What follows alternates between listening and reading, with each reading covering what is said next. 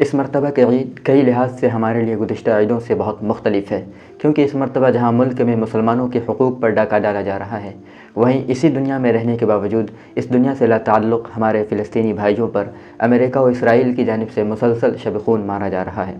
اس لیے آئیے اس دفعہ ہم کام کر کے فلسطینی بھائیوں کی ہمت و حوصلے کو روحانی طور پر تقویت پہنچانے کی کوشش کریں۔